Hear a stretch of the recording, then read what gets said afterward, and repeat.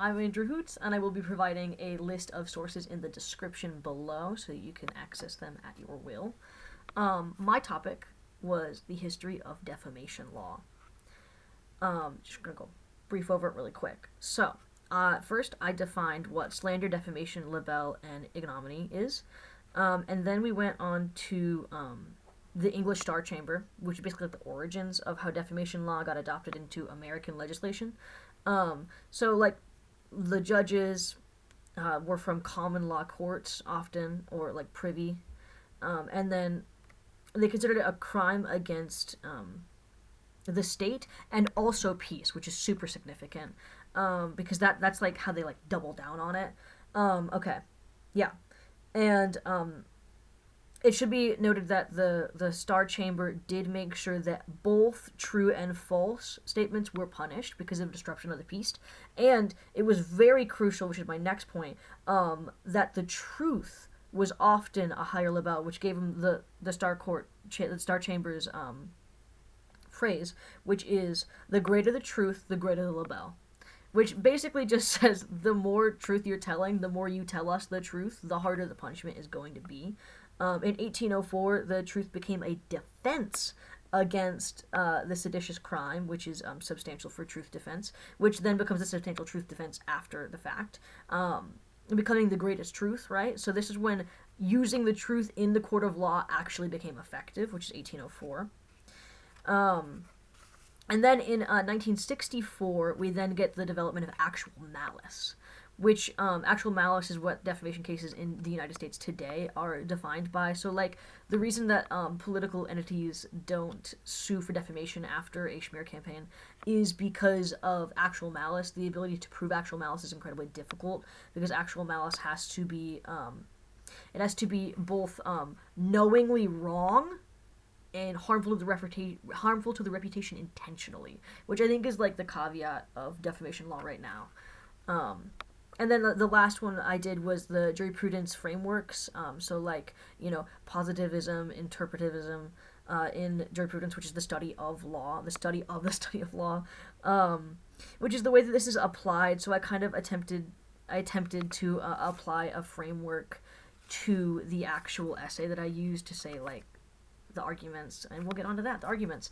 The main argument that I'm making throughout this paper is that actual malice is so difficult to prove for both public personas and personal personas that the intention to harm is so vast and often vague and needed to be interpreted through that jurisprudence.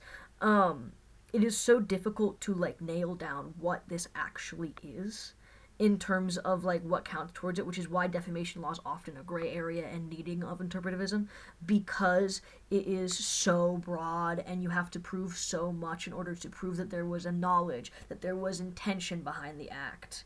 So my argument is that the intention to harm should be more significant than the fact that it could have not been known. Right, because when we look at like the way we punish crime these days, it seems to me to be based upon the intentionality of it rather than the knowing that a crime has been committed, right? So like felony murder law, you can kill someone and not intentionally kill someone and get charged with it, but you can prove that you intended to hurt a person and then get charged with a murder. And I think that should be more of a leniency applied to professionalism with defamation. And so and then the smaller arguments that I have on this is that defamation law is significant. It's absolutely significant throughout this entire essay because it balances free speech and reputation, which is like the basis that we have for a society in which people function and talk to each other. It's very so interconnected. It's a web, really, of social interactionism. So the defamation balancing the free speech and reputation aspect of it is so significant. False statements are also really important in both society and the way that we interact with each other as people. It's so significant for both like cultural, financial, and professional damage done to an individual is astounding through just one false statement, let alone how many go undocumented.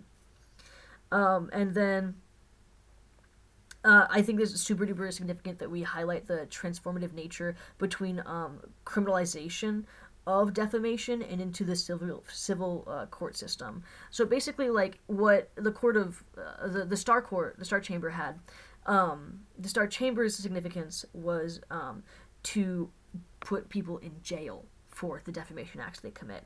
Nowadays, we give them like compensation instead of jail time, right?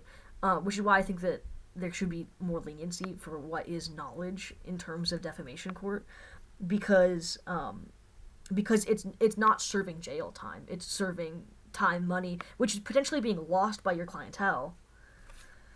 Anyways, okay, anything unexpected? I was astounded at truly how much I fell in love with defamation law. I have probably at least 15 more sources that I didn't cite, that I directly just read because it was fun to read and enjoyable, and like didn't have a point to it, but it was so enjoyable. So many cases that I went over that were like, wow, this is awesome. I'm so glad that I have access to this legislation right now, and like to see the court case and see how it played out and be like, wow, that's really impacting people, because instead of getting their like $5,000, they're paying X amount of dollars in court fees and getting nothing from it, and that's just a very significant factor in this whole thing. How will it be used in the future? I didn't know anything about defamation law before this. I just kind of like picked a topic and went, that's good enough for me.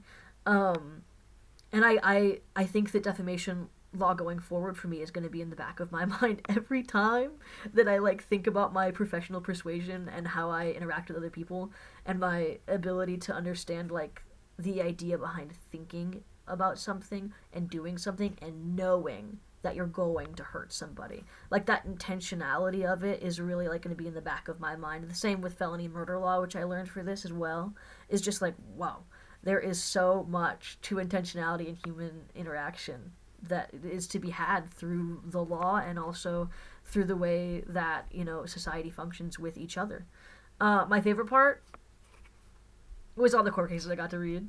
That was very fun. I was very excited to find a database involving that. And my least favorite part...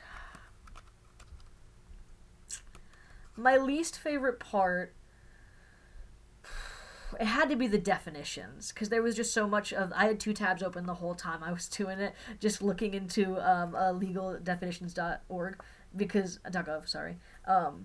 Because there was just so much of like libel and torturism and all these other terms that I'd never heard before that I really needed to know, and that wasn't as fun as just reading and understanding. So I guess the challenge aspect of it wasn't as fun as I had anticipated.